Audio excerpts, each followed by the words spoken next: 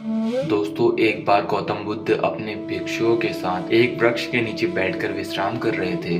उस वृक्ष की छांव में बुद्ध अपने भिक्षुओं की जिज्ञासा दूर कर रहे थे। बुद्ध के सभी भिक्षु एक एक करके उनसे प्रश्न पूछ रहे थे और गौतम बुद्ध उनके प्रश्नों के उत्तर दे रहे थे। बुद्ध के उन भिक्षुओं में कुछ भिक्षु ऐसे भी थे जो कुछ समय पहले ही संघ से जुड़े हुए थे, जिसके कारण अभी उनके भीतर वह समझ पैदा नहीं हुई थी जो गौतम बुद्ध के प्रवचन को समझ सके। गर्मियों का समय था, सूरज अपने चरम पर था और चारों तरफ धूप ही धूप थी, लेकिन उस वृक्ष के कारण बुद्ध और उनके सभी भिक्षु आराम से छांव में बैठे हुए थे। इतने में ही गौतम बुद्ध के एक भिक्षु की नजर एक बूढ़े व्यक्ति पर पड़ती है जो उस वृक्ष के पास से ही गुजर रहा था। वह भिक्षु उस बूढ़े व्यक्ति को देखकर अचानक से ही हंसने लगता है। उस बूढ़े व्यक्ति की उम्र बहुत ज्यादा हो गई थी, जिसके कारण उसकी कमर मुड़ गई थी। उस बूढ़े व्यक्ति के हाथ में एक डंडा था, जिसका सहारा लेकर वो बूढ़ा व्यक्ति अपनी मंजिल तक पहुंचने का प्रयास कर रहा था। उस बूढ़े व्यक्ति का शरीर केवल हड्डियों का ढांचा मात्र था।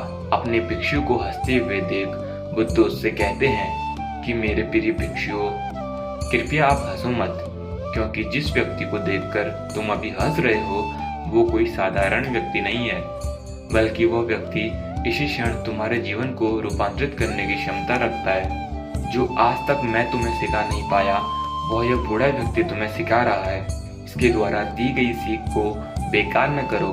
बुद्ध की ये बात सुनकर वह भिक्षु बुद्ध से कहता है कि मुझे क्षमा करें बुद्ध, पर मुझे ये समझ नहीं आ रहा है कि जो एक बूढ़ा व्यक्ति जो खुद अपने शरीर और अपनी बीमारियों से लाचार है, वो मुझे क्या सिखा सकता है। फिर बुद्ध उस भिक्षु से कहते हैं कि ये बूढ़ा व्यक्ति तुम्हें तुम्हारा भविष्य दिखा रहा है। जिस बुढ़ापे को और लाचारी को देखकर तुम अभी हंस रहे हो, वो बुढ़ापा और लाचारी तुम्हारे जीवन में भी आने वाली है। वह बूढ़ा व्यक्ति तुमसे कह रहा है कि अभी भी समय है, इस स्वस्थ शरीर का अच्छे कर्म करने के लिए उपयोग करो। अगर तुम्हारा ये स्वस्थ शरीर तुम्हारे हाथ से निकल गया तो फिर से वापस नहीं आएगा, और अभी तुम्हारा ये शरीर सही से काम कर रहा है, जैसे कि तुम्हारे हाथ, पैर, आंख, कान और ये सब चीजें सही से काम कर रही हैं। क्या यह छोटी बात है? और क्या तुम इसे मामूली बात समझ रहे हो? यह घटना कोई साधारण घटना नहीं थी जो अभी तुम्हारे साथ घटी, और ये घटना तुम्हारे जीवन को बदलने की क्षमता रखती है। ठीक इसी तरह की घटना ने मेरा जीवन बदला था, और इस तरह की घटना के कारण ही मैं आज बुद्ध हूँ। फिर वह भिक्षु बुद्ध से कहता है कि क्षमा करें बुद्ध, क्षमा करें, परंतु मेरे मन में यह विचार ही नहीं आया कि मैं उस बूढ़े व्यक्ति से कुछ सीख सकता हूँ। उसे देखकर केवल मुझे हंसी आ गई। बुद्ध कहते हैं, ऐसा इसलिए हुआ क्योंकि तुम्हें अपने भीतर कहीं ना कहीं ऐसा लगता है कि जिस स्थिति में आज वो बूढ़ा व्यक्ति है, उस स्थिति में तुम कभी नहीं आओगे। जिस बुढ़ापे का और लाचारी का सामना आज वो बूढ़ा व्यक्ति कर रहा है, तुम्हें लगता है कि उसका सामना तुम कभी नहीं करोगे, इसलिए तुम उस बूढ़े व्यक्ति को देखकर हंस पाए।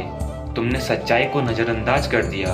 अगर तुम सच्चाई को देख लेते तो चाहकर भी अपने आंखों के आंसुओं को नहीं रोक पाते, परंतु तुमने सत्य को अनदेखा कर दिया और तुम बहुत बड़ी संभावना से चूक गए। बुद्ध की ये बात सुन वो भिक्षु बुद्ध से क्षमा मांगता है और यह निश्चय करता है कि वह अपने स्वास्थ्य का उपयोग अपने अहंकार को बढ़ाने में नहीं, बल्कि परम सत्य को पाने में करेगा। दोस्तों, जो लोग इस कहानी को सुन रहे हैं, हो सकता है कि आप बड़ी बड़ी समस्याओं में हो, लेकिन फिर भी एक बात को हमेशा ध्यान में रखना कि जब तक आपका स्वास्थ्य ठीक है, तब तक आप किसी भी बड़ी से बड़ी समस्या से बाहर आ सकते हैं।